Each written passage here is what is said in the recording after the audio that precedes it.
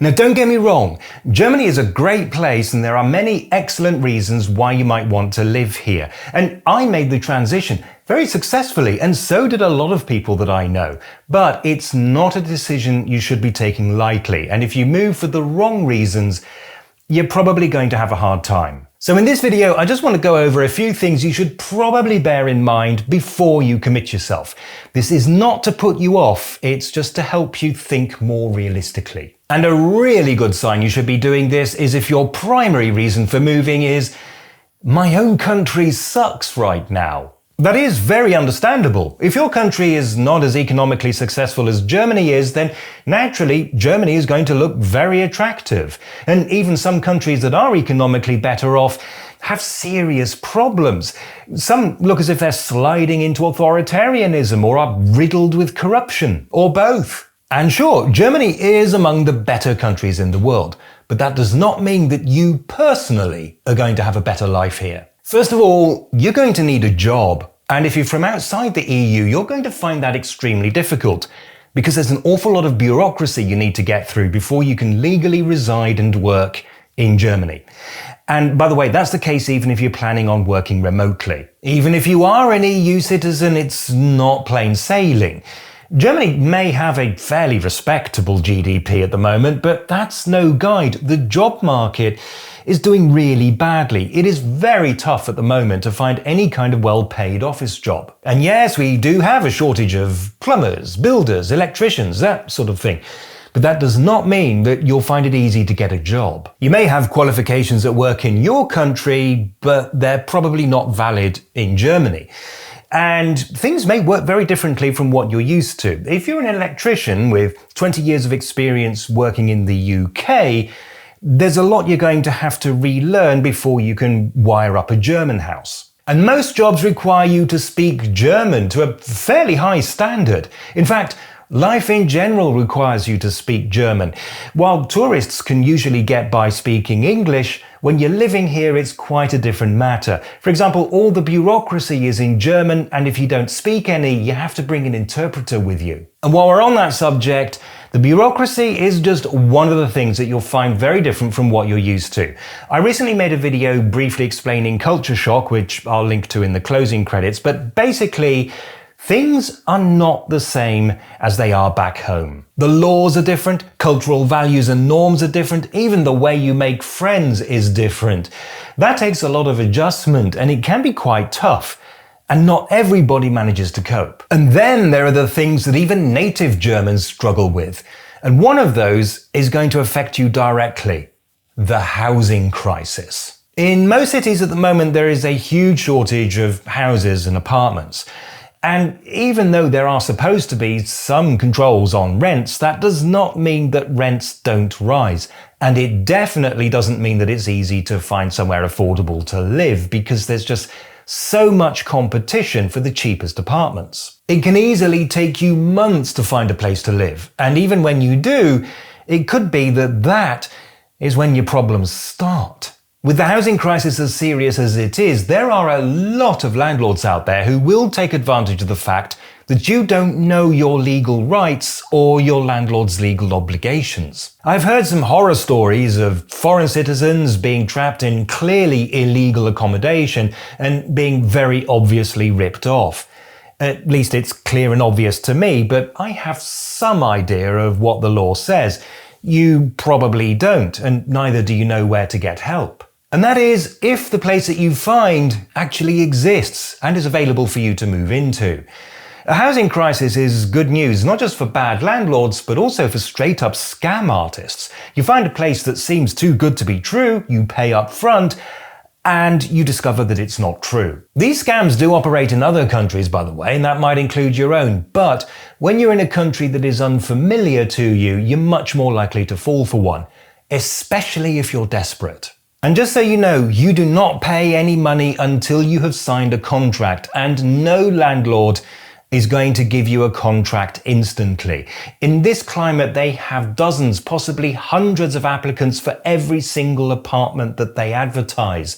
They are at least going to want to vet you first. Also, of course, the biggest red flag of them all is if the landlord says they're not in the country at the moment and can't meet you in person. You might at this point think, yeah, but that's renting. What if I bought a house? Well, that is possible, but it's not as common in Germany as it is in some other countries. The concept of getting on the property ladder doesn't really exist in Germany. You're most likely to buy a property if you know you're not going to move again and you have family to inherit it when you die. Also, it might not be the best option for you anyway. Actually, owning a property ties you down to that property. If you need to move because you've finally found a decent job but it's 400 kilometers away, you first have to sell your current property, and that might be difficult because the concept of getting on the property ladder isn't really a thing. Besides, owning a property comes with a lot of obligations and a huge amount of paperwork, which you're not familiar with. If instead you rent, then your landlord takes on most of that stuff for you, so you don't have to worry about it. Another thing to bear in mind is this. When it comes to how the country is being governed, are you sure Germany actually is a better fit for you? The fact that you can't live with your own country's politicians doesn't automatically mean that you'll be able to live with ours. And I do understand, compared with some other countries I could name, Germany has managed to hold on to its basic fundamental democratic values. Regardless of what the US Vice President thinks after watching one sensationalist TV documentary, Germans are not being arrested and thrown into prison for things that they've said online. But that doesn't mean that things are perfect, and in fact I recently made a video discussing Germany's approach to free speech, including some of its shortcomings. More to the point though, it doesn't mean that things can't get worse in the future. Unfortunately, we live in uncertain times. We've just been through an unusually long period of relative peace and prosperity, but people are increasingly worried that this might now be coming to an end. And fear leads to anger. Anger leads to hate, and hate leads to suffering. Hang on. Where have I heard that before? Now, while it is true that Germany is handling the situation fairly well, and I am optimistic that it can overcome these challenges, I cannot predict the future.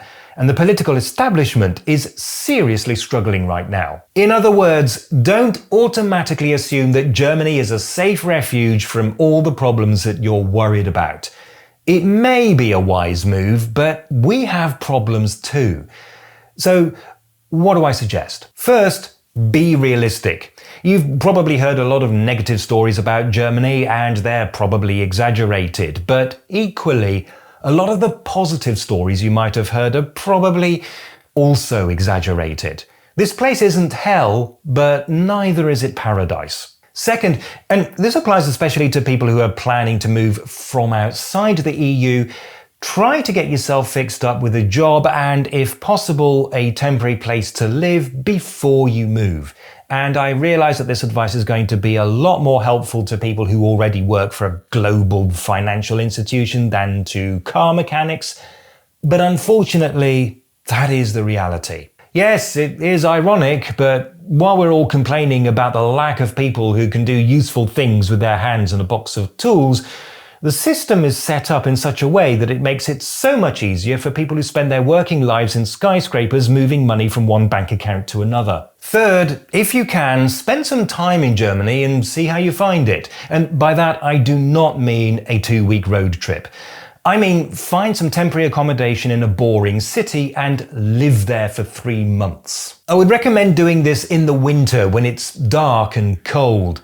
The idea is to see Germany at its worst and see how well you cope. And fourth, if you do decide to come here, give yourself an exit strategy. Make sure that if things do go wrong, you can always return to your home country. In the meantime, if you are just generally interested in Germany, I make videos about the country, and in particular, its language, culture, history, and people. So if you're not already subscribed, there is a subscribe button that you can use. I'll tell you what, you already know this. And I am getting ready to start work on this year's travel videos. So if you'd like to help support me so I can afford to keep doing them, then consider becoming a channel member.